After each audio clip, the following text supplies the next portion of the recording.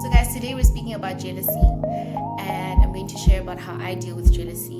But I think it's something that isn't unfamiliar to us as human beings. We've experienced it in some shape or form.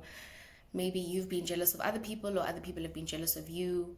Um, yeah, it's something that exists, right? But it shouldn't. So I remember years ago reading a tweet that said, "When God blesses your neighbor, it means that He's in the neighborhood," right? And I read it over and over again just so it would sink in properly for me, because I think oftentimes I read things online and some like powerful things and I'm like, oh, that's cool. And then I sort of keep scrolling and forget about it. So I remember reading it over and over again, and I interpreted as, or I could think of the example of like the ice cream truck. You know, in the neighborhood as kids, we would hear the ice cream man was around because we would hear like that jingle of his. I need to find that jingle, but that jingle, like, you know, you hear it from far. And as that sound is getting louder, you know that the ice cream man is coming closer. So, what's happening in your house? You're going to your parents and you're like, can I please get ice cream? Like, please give me money. I want ice cream. I didn't want ice cream before this man came, but now I want ice cream, right? And you're excited. And as it's getting louder, you're hearing people down the street, like your neighbors, your far neighbors there, you can hear them laughing, you can hear that they're excited. And you also want ice cream, so that by the time that the ice cream man comes to you, Luana, you can get ice cream, right? And sometimes what would happen is my parents didn't have money on them, they didn't have change, or it was just a hard no, like, you're not gonna eat that. Right? And that sucked. It wasn't cool. And I'm just thinking, like, on days when I could also get ice cream, I feel that the entire neighborhood was happy. Like, you got ice cream, I got ice cream, everyone got ice cream. We all scream for ice cream, right? But on days when I didn't get ice cream, I was very sad. I was just like, okay, well, other people are eating ice cream and like we can't, and that's not okay. This is a very stupid example, but just to make it a bit more practical, like sometimes when God blesses the people around you, and you have also been blessed, it's easy for you to be excited with them, right? Because you're like, you've been blessed, I've been blessed, we've all been blessed, we're happy. Thank you, Jesus. You know? But in times when God has blessed your neighbor or a friend or someone you know, and you aren't necessarily getting your blessing, maybe you're in a low point in your life and you've been praying to God for this breakthrough and you feel like it's not coming. For me personally, it used to be very hard for me to rejoice with the next person about their blessing when I wasn't receiving mine. Yeah, especially because I'd harbor like very bitter feelings to towards God and towards the people that are being blessed, because I'm like, but what about me? You know, and I used to make it a lot about me. And the thing is, it's not about me, it's not about you. Other people's blessings, you know, don't always have anything to do with you or your journey with God. And it doesn't lessen God's power over your life. You know what I mean? So yeah, like even when I used to see other people being blessed, congratulations, Jacob would come out very forced, like it didn't come out genuine, you know. And I didn't like feeling like that. I didn't like that I was harboring those feelings. 1 Corinthians 3 verse 3 says, if you have jealousy, you are controlled by your sinful nature, right? So jealousy is not from God. And in high school, I remember I had this friend, her name was Surfat, a shout out. And I remember, so she was very consistent with like rejoicing with other people when they got good news, achieved something great, or got good news, whatever the news might be.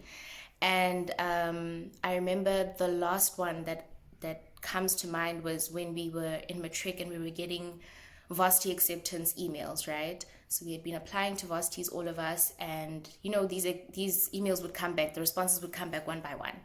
And I remember being accepted into a varsity and reading that email and being so excited and sharing it with my friends. And I just remember her being so like genuinely happy with me and rejoicing with me. I was so excited. And that was so heartwarming for me. Like, it really blessed me, and I decided from that point on, like, I really want to be like Tsogofatso. Like, when it comes to this, listen, I want to be as happy as you are, okay? So I just felt like Tsogofatso really embodied or lived Romans 12 verse 5, which says, be happy with those who are happy, and weep with those who weep, right? So yeah, that's something that I really wanted for myself. And I think it's so easy sometimes, like I said, to find yourself in a situation where somebody else is being blessed, you're not, and you're just like, okay, God.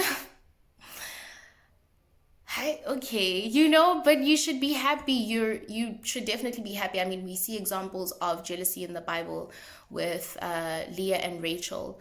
The one could bear children, the other one couldn't. There was jealousy there. We see it with Joseph's brothers. Guys, their jealousy took them to the point where they sold him. Oh my gosh. And we also see it with King Saul and David, right? But as Christians, we're told to love other people, love others as we love ourselves, and to walk in love. So because of that, we know that love doesn't envy. When we start to unpack or read about love in 1 Corinthians 13, we see that love does not envy, and nothing good comes from being jealous. Some people go to the extreme, some people just harbor it in their heart, but it's destructive nonetheless. So you always want to be at peace. I'll quote Proverbs 14 verse 30 that says, a heart at peace gives life to the body, but envy rots the bones. I don't want my bones to rot in a very literal sense. I don't want my bones to rot. I want to be at peace. I really do. And it's almost as if sometimes with jealousy, like when you're waiting on your breakthrough, your blessing, you're like, you feel so bitter that you're just like, but God, why not me? I qualify for the blessing. I've been praying. I've been working hard. Like, why is it not happening for me? And we make it as if it's about ourselves, as if God hasn't broken us out of situations before, as if God hasn't blessed us before. You must have peace knowing that God, like, your blessing is coming. Have peace in God's finished work, his promises. You're on your own journey, the next person is on their journey, they've been blessed, Luana, you're going to be blessed. Right? So I guess in closing, I just want to say, guys.